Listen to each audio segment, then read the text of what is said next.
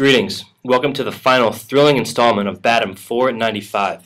We are Strategist 4 with Ken Bonander, James Dittmer, Carolyn Kardach, Dan Box, Elliot Gabriel, Tyler Lean, and Cameron Pizzette. We hope you enjoy our scenario results. The base case provided in this exercise took a simplistic and low-risk approach. The only strategic changes made were in terms of their hiring practices. The approach and strategy was to maintain a constant employee level of 165 people. This did not take into account the rookie factor and merely supplemented for the loss of employees to ensure a constant level of customer service satisfaction. The strategy and approach, from a holistic point of view, incurred very few risks and did not afford the opportunity to purchase new planes. Maintaining only a 3-plane fleet limited the ability to grow, however allowed for stable and steady growth. While the airline operated in a positive manner, the maximum potential was never sought after nor established. After reviewing the failed case of People Express and the actions taken by Don Burr, we have examined strategic approaches not to take. After reviewing the average work week of the Don Burr case, we have concluded there is insufficient amount of qualified employees for the amount of work week hours. The fractional turnover steadily increases over the 5-year time period. The fractional turnover considers the employees that are being hired as well as the employees leaving the company through the time period. Both the number of employees being hired and the employees leaving are increasing over the time period. However, the number of new hires increases at larger increments. Overall, the rookie ratio increased throughout the time period. The rookie ratio examines the number of inexperienced hirings to experienced hirings during period. This ratio never exceeded 50% over the 5 years, meaning the airline hires at least 50% of new employees with experience. The customer satisfaction over the time period steadily decreased. This can be linked to the passenger revenue over the time period steadily increasing. So as the customers were paying more, their satisfaction decreased. The load factor, which takes into account revenue passenger miles to available seat miles, fluctuated over the time period. Over the 5 years, the total number of seat miles available increased at a much larger rate than the revenue passenger miles, meaning that the increase in seats available does not affect the number of passengers.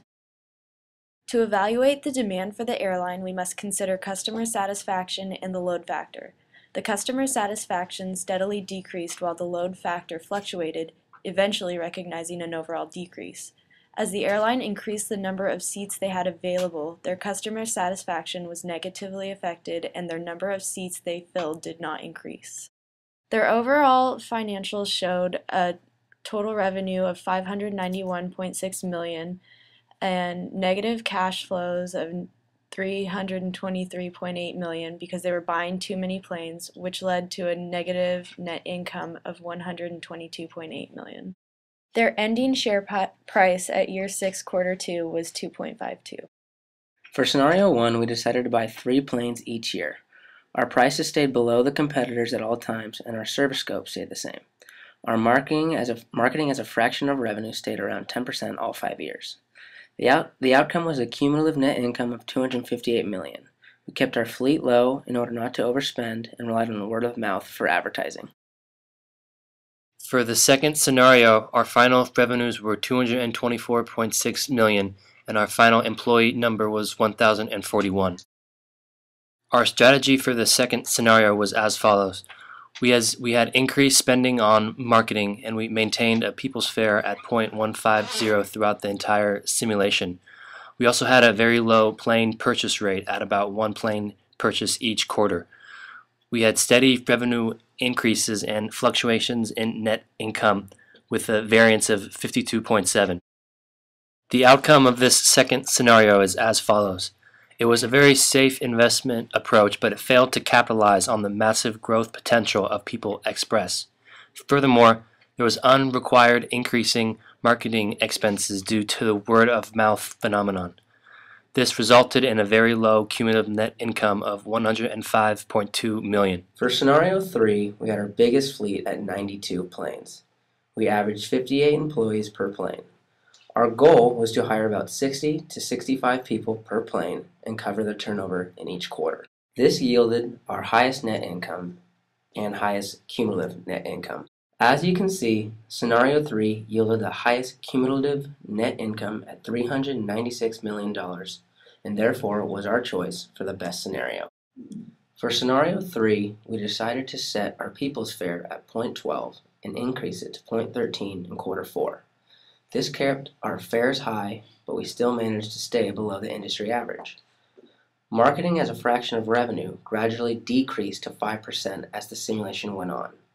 We did this because we wanted to rely on word-of-mouth advertising. In the user guide, we noticed that word-of-mouth advertising was more effective than to increase our marketing expenses. As a group, we also noticed that we don't see too many airline advertisements in today's world. We took this into consideration while making our decisions. It turned out to work well. Target service scope stayed the same all 5 years at .6. The point of this was to maintain our position as a no-frills service provider. Our strategy was to purchase more planes as the demand growth rate increased. This strategy worked well as long as we kept our capacity growth rate at a similar level as the demand growth rate. We believe this strategy worked the best because our goal was to keep growing through year 5. In the first few scenarios, we stopped purchasing planes in quarters 4 and 5 in order to cut down expenses. The key was to not think of year 5 as the end of the business and to think more long term. Our strategy focused mainly on the timing of new plane purchases, periodically reducing marketing costs, and maintaining an appropriate level of employees per plane. The first part of our strategy, timing of new plane purchases, was used to ensure that each purchase was feasible financially. If we had purchased more planes than were needed to meet demand, it would have been detrimental to the company and to our cash flows. The second part of our strategy, periodically reducing marketing costs, focused on the effectiveness of word-of-mouth advertising. We decided that, due to how few actual airplane advertisements there are, we would rely on word-of-mouth advertising. We felt that this strategy would be cost-effective because we wouldn't be spending cash on actual advertising, and we could use the extra cash for airplane purchases. The third part of our strategy, maintaining an appropriate level of employees per plane, focused on keeping a superior level of customer service. It also allows for the maximum service level as a whole for a no-frills company. This also ties in with our strategy of promoting word-of-mouth advertising in lieu of paid advertising.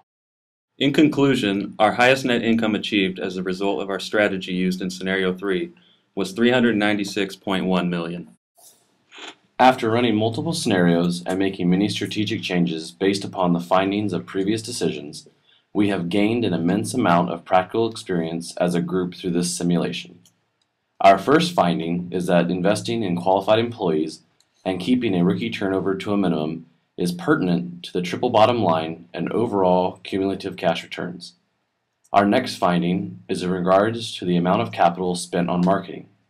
In this particular simulation, and the entire airline industry as a whole, marketing expenses are a frivolous and unnecessary cost due to the nature of word-of-mouth advertising.